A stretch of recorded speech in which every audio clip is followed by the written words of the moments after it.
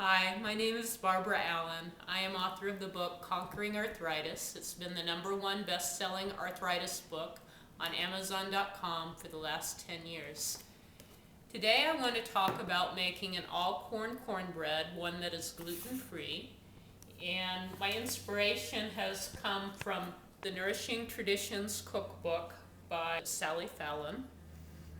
And she likes to ferment just about everything she makes, and her cornbread is no exception. And she uses whey. What I like to use instead is I make kefir. And to make this recipe, I started with corn flour and kefir and just mixed the two together and let them sit overnight. And I just want to show you what the kefir grain looks like. So all I do is I pour milk into a mason jar like I have here with this in the bottom and let it sit for a day or 2 or 3 until it's ready. And you know it's ready because it started taking on a creamy, thick texture. I would probably let this one go an extra day. So what I did was I took 2 cups of Masa flour, and I like Masa flour better than regular cornmeal because it's been treated with alkali, usually lime, and that's not allergenic, so you don't have to worry about that if you have a food sensitivity. But what this does is corn has plenty of nicotinamide, which is vitamin B3, but it's not bioavailable until it's been treated with alkali. And so it becomes a much more complete protein. Some of you may remember that in the South there was a horrible disease called pellagra in the 20s and 30s and 40s, and it was because a lot of poor people were eating mainly corn and they weren't getting enough complete protein in their diet. And if like the Indians and the Mexicans, you treat this in a traditional way with alkali first, then that protein deficiency doesn't happen. So that's why I like to use the Masa flour. So I put 2 cups in. I just put a whole jar of kefir, and I mixed it up and let it sit overnight. So now we've got this thick batter. So I'm noticing that this batter is just a little bit stiff, and so I'm going to add a little bit more water. I want it to be more like a batter and less like something that won't move.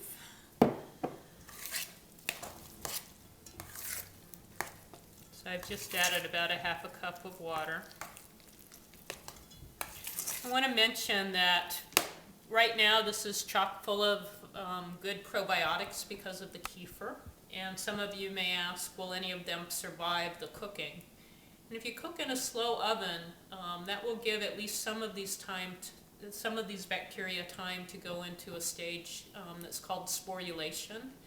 And once they do that, they can survive just about anything, probably even a nuclear disaster.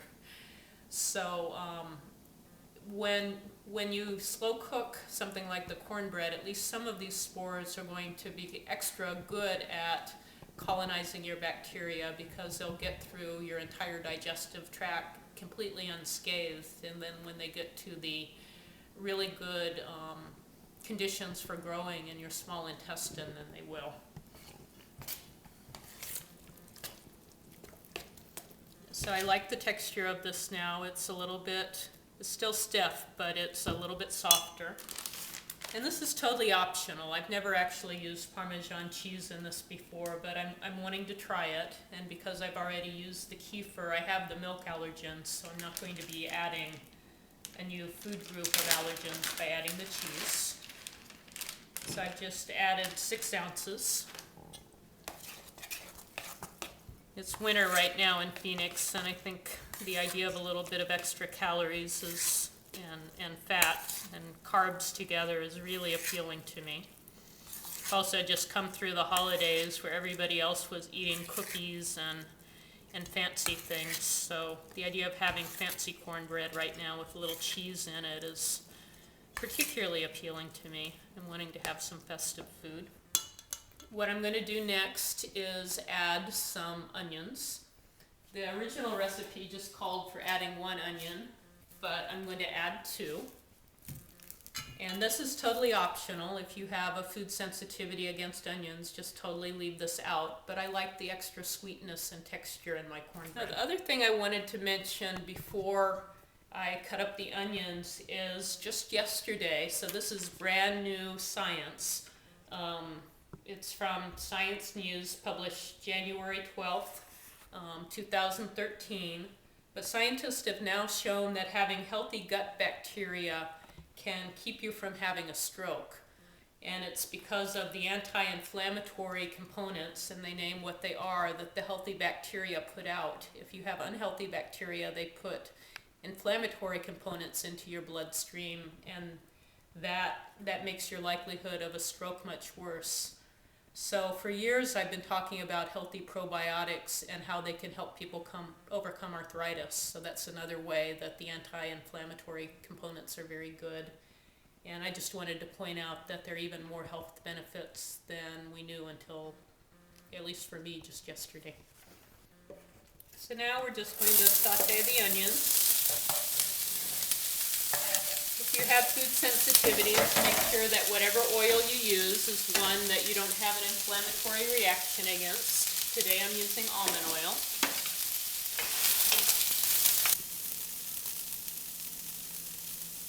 Now I've sauteed my onions, and I'll just put those directly in.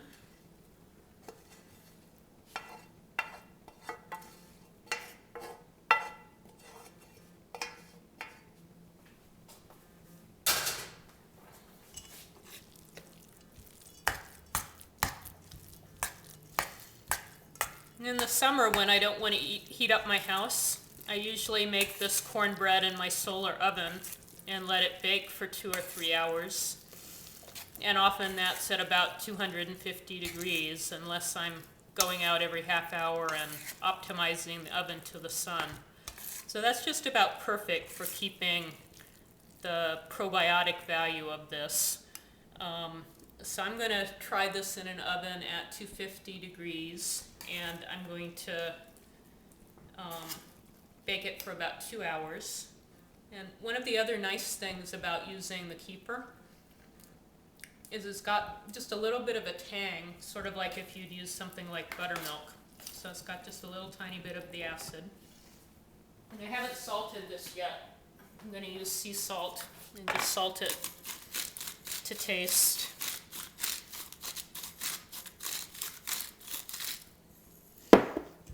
There are many other things you could add if you were wanting to make a festive version, like you could use tomato bits or a little bit of canned tomato. Sometimes I do that, and that's really nice to get those bits of tomato when you're eating your cornbread.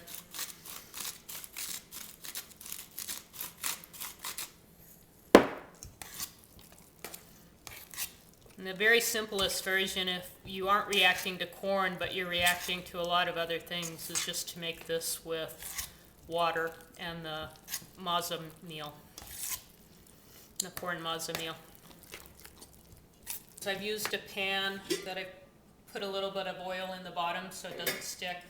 And now that we're about to put the batter in, I'll put some up on the sides. This is an enamel pan that I use in the solar oven because it transfers heat really well. I'm still going to use it in the regular oven because it has a lid, and that will keep my cornbread from drying out with the long cooking time. I don't want to add any extra allergens, so what I've used is corn oil since we're using corn flour meal. So I just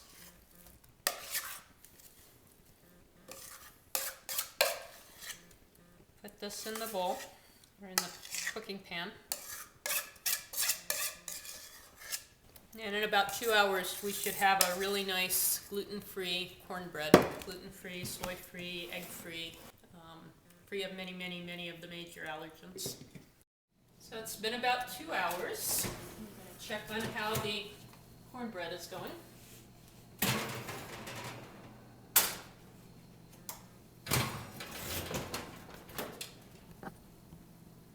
Oh, it's smelling really good and cheesy.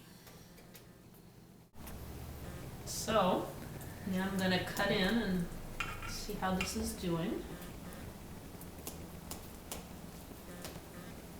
Right now it's still a little bit soft inside, a little bit gooey, which I like. And I know from making this other times that it will probably set up a little bit more as it cools. But I also could have put this in for a little bit longer. Right now this is a little bit more like pudding. Probably could have left out the water that I put in earlier if I'd wanted it to be firmer right now. But in terms of taste, it's got a very nice onion aroma, and I can taste just a little bit of the kind of sour tang from the kefir. The onion, the cheese is coming out really nicely, the Parmesan cheese flavor. And so it really right now is very much like a pudding. The cheese is still all melty. It's really good. This again feels decadent. This is just so warm and gooey. And again, once the cheese sets up, it's likely to be a little bit more like traditional cornbread, except kind of creamy in a good way.